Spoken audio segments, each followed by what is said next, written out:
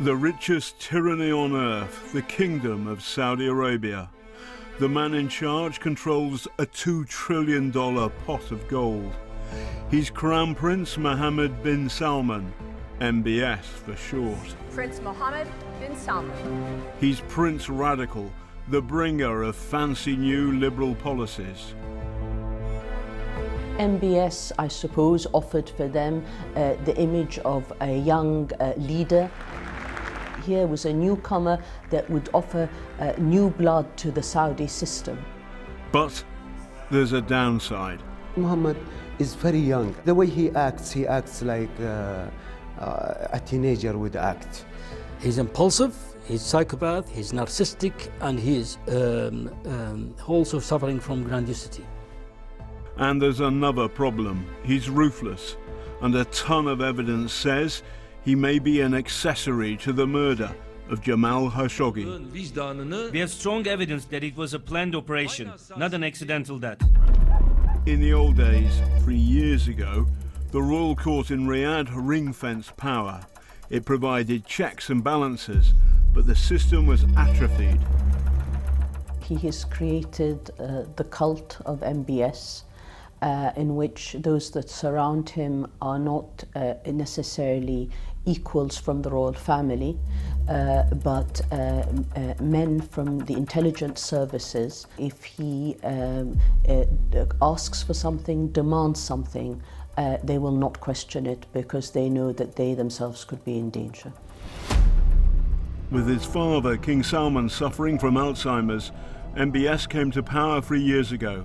He was everything Saudi Arabia was crying out for: young, energetic, a champion for change, both social and economic, or so it seemed. At 33, MBS is the youngest Saudi ruler for decades. But before he attained power, there were flickers that caused unease. He appears to be average intelligence. He appears to be normal in terms of standard communication. But I think he's got some inborn problems magnified by the circumstances he was brought up with, being spoiled, absolutely spoiled boy. Dr. Saad al-Faghi is strongly critical of the regime. For Riyadh, he is a dangerous Islamist, but he says such talk is an attempt to discredit him, and shares a story that is whispered about the Crown Prince back in Saudi Arabia. When he was a teenager, he was interested in a very expensive real estate in Riyadh, and he just confiscated that. And the judge was planning to confirm the old ownership and cancel the prince fabricated ownership. When he knew that, he sent a letter, an envelope with 2 bullets as a message that if you do any of that, if you don't confirm that I am the owner, these 2 bullets will be in your head. So MBS got a new nickname. He is called Abu Rasasa. Abu Rasasa means the father of the bullet. It's the thinness of MBS's skin for free speech away from the country that has shocked many Saudis in exile. Last month, a Saudi dissident, he's got millions of followers for his YouTube channel, highly critical and mocking of the Saudi royal family, was walking along this street in Knightsbridge with a friend when they were attacked. Now, the evidence suggests the attackers are men loyal to the Crown Prince, MBS. He was beaten up and the friend said, "Listen, you can't do this, this is London." And they said, according to the friend, "Fuck London. The Queen is our slave and their police are our dogs." The dissident they attacked was this satirist, Ghanem al-Masariya. I was thinking they are here. When they attacked me, I thought, okay, it's they wanted to insult me, to humiliate me, to send a message to the others: you are not safe from us. It could be this is the first message. But since I saw what happened to Jamal Khashoggi, I think I am lucky. Ghanem says with MBS, like father, like son. The only difference between them and MBS, Mohammed Bin Salman, is that he's in outrage and he thinks he can do whatever he wants and get away with it, even in an international soil. Before the murder of Khashoggi, not one red light flashed about MBS, but three. First, Yemen. His war has seen countless dead, millions suffering famine, and no end in sight.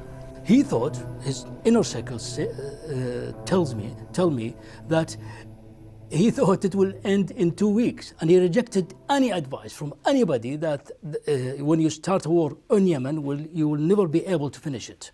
He does not learn that these behaviors go wrong, because his impulsive nature always supersedes his learning ability.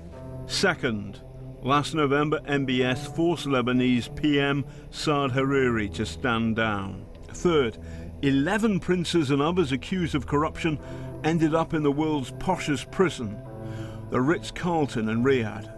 It was a shakedown in the desert.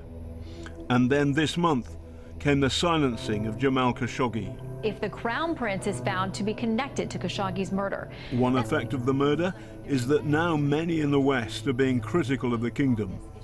The Crown Prince is 33 years old.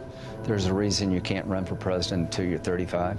In this country? Yeah, in this country. He's been a wrecking ball. Who would you compare MBS with?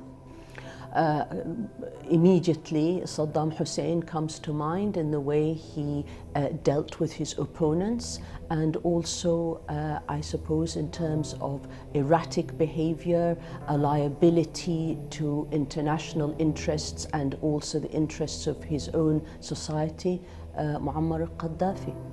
The British are signalling unease, but no clean break with Riyadh. I think the Saudi government is very sensitive about external criticism, probably oversensitive, and that has led to this unacceptable act.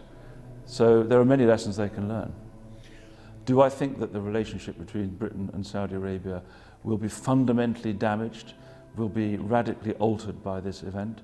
I think that the facts of Saudi Arabia's strategic importance remain, and therefore Britain will want to continue to have a strong relationship. But that doesn't mean that we should allow things like this to go unnoticed or be swept under the carpet. We obviously can't afford that. For much of the scandal, the Trump house has given MBS the benefit of the doubt.